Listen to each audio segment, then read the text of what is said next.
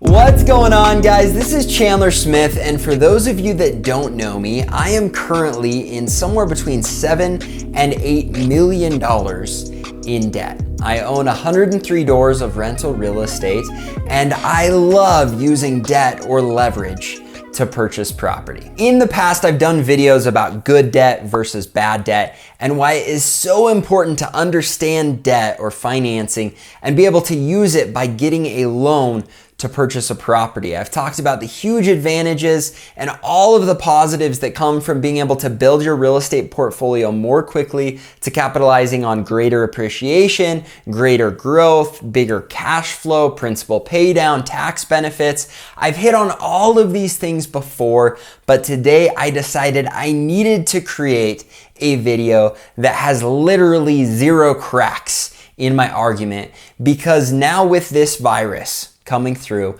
I have had so many people that are the Dave Ramsay crazy nut jobs that want to say that debt is never a good option. They've come on and they've hit up all of my videos and said, hey, I bet you're screwed because you used all of this financing. I bet you're in trouble. We told you so. You should have used cash.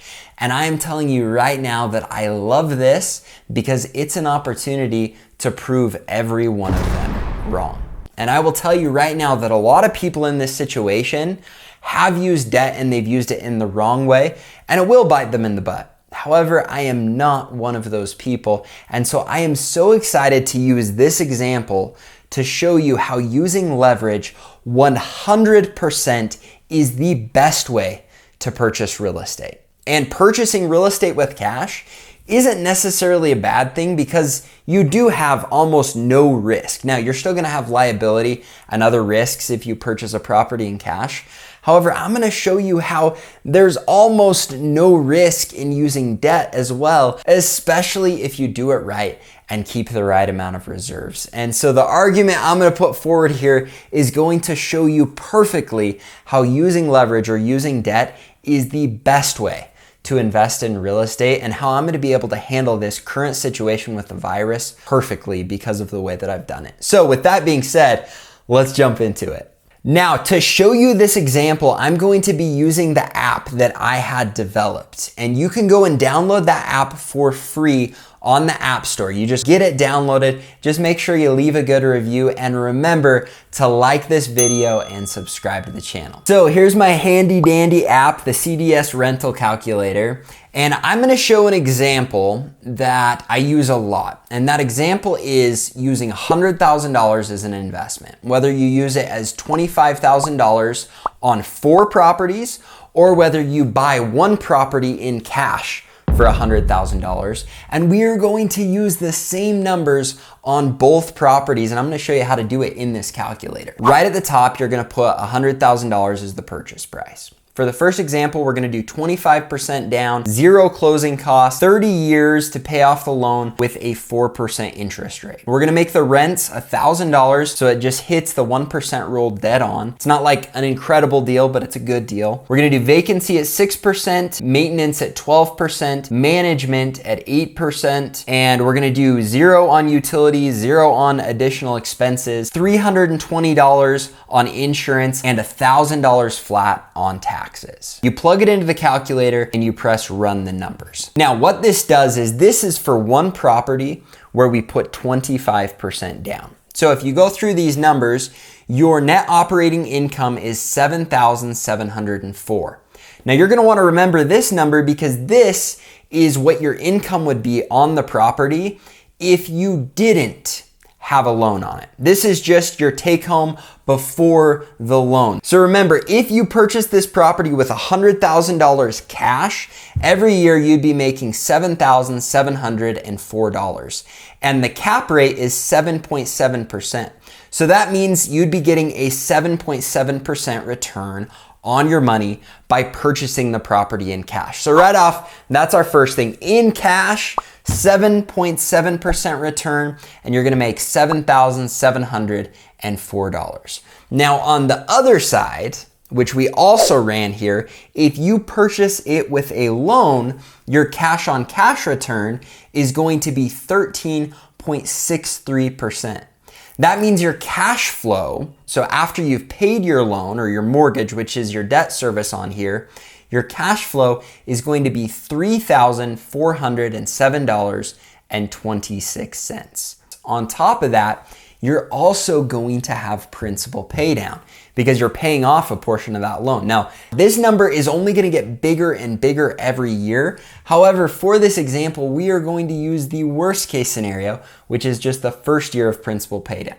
That's $1,320.78.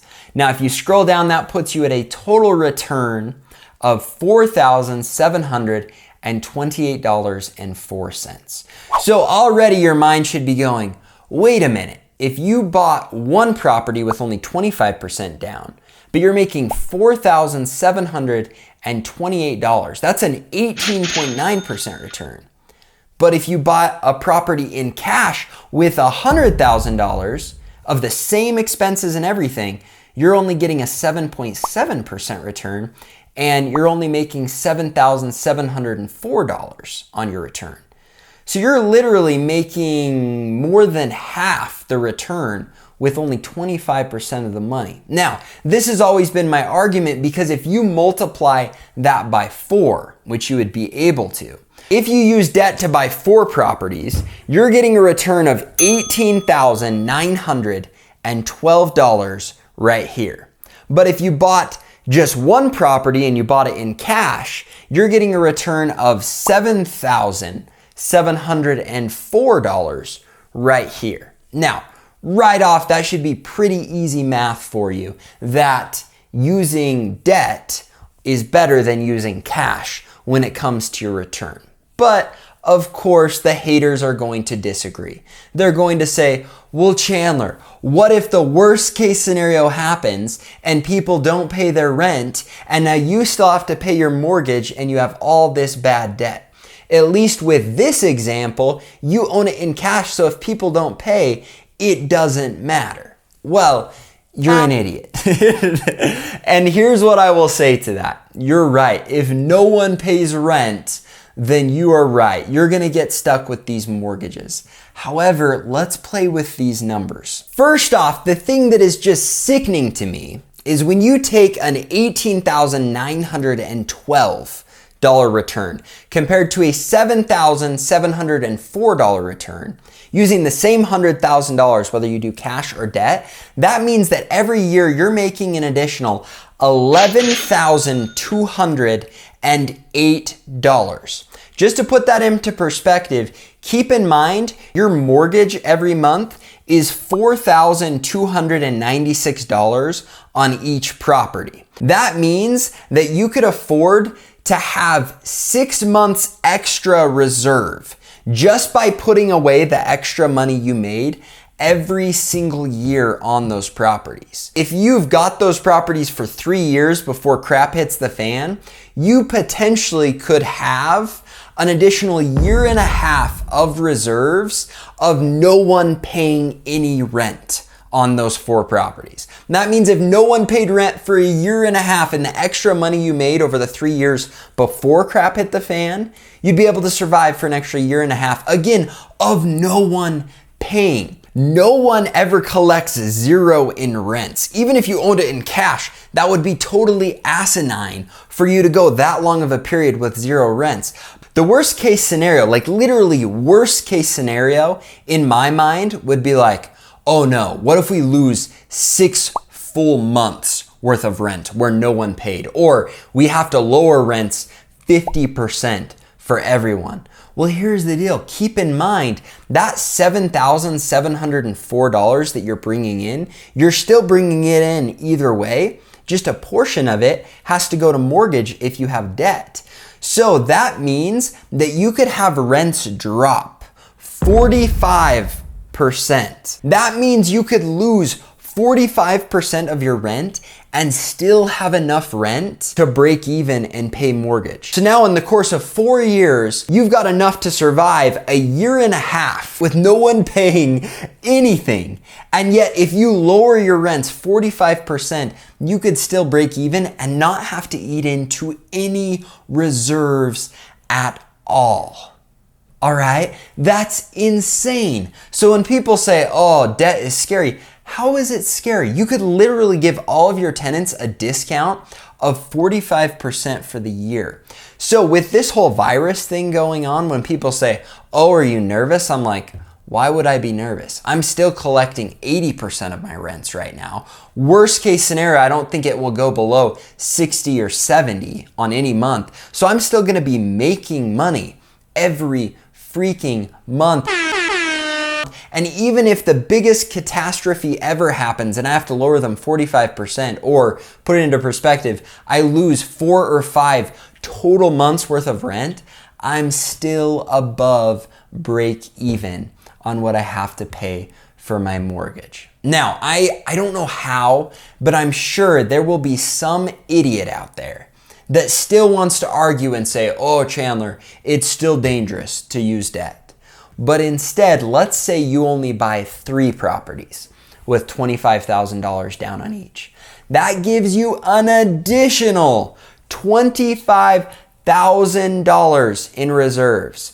Now remember, since you only have 3 loans, your debt payment for the whole year on each of those loans is $4,296. You put that together or multiply it by 3 for all 3 of those properties. That means you have a debt payment of $12,888. Yet you have $25,000 that you saved, okay? That means with your 6 months and then this additional $25,000, you could survive for 2.5 years with not a single tenant paying any rent, and still be in the situation where if people are paying rent, you are getting a higher return by using debt to purchase these 3 properties instead of using cash to purchase one. And remember, we haven't even gone into the fact that with these extra properties, you're getting 3 to 5% appreciation on each one of them. That means you should be getting a 9 to 15% appreciation on only 3 properties in comparison to only 3 to 5%. Now, if this hasn't sunk in, then I don't know what else to do, because the reality is that using debt is always better than using cash in a buy and hold investment in real estate, as long as you do it in the right way by keeping reserves. Now, if you enjoyed the video, please push the like button and subscribe to the channel. If you still want to buy a property in cash, that's okay. You're the one that wants to pass on all of these huge returns that you're missing out on. And if you like the calculator, make sure you go onto the App Store and download it. Again, it's CDS Rental Calculator. You just plug it in, you'll be able to find it, download it, leave a good review. Go check out the other videos. Or you can also go to my website at chandlerdavidsmith.com, and I just started doing a mentorship program where I'll do one-on-one calls with you to be able to help you understand investing in real estate better. I'm willing to look at deals that you're looking at and help you analyze them. Anything you want to do when it comes to using my time, you can go on and sign up for that one-on-one time to ask me questions. And originally I didn't think I'd like doing this. I didn't think I had time for it. But since I started this program, it has been so fun to help other investors to up their game and help them get their questions answered. So if you want to, again, you can go to chandlerdavidsmith.com, and I'm more than happy to schedule a time for us to be able to work together. Thanks so much, guys. Have a great day. And remember, use debt properly to buy real estate. Don't use cash.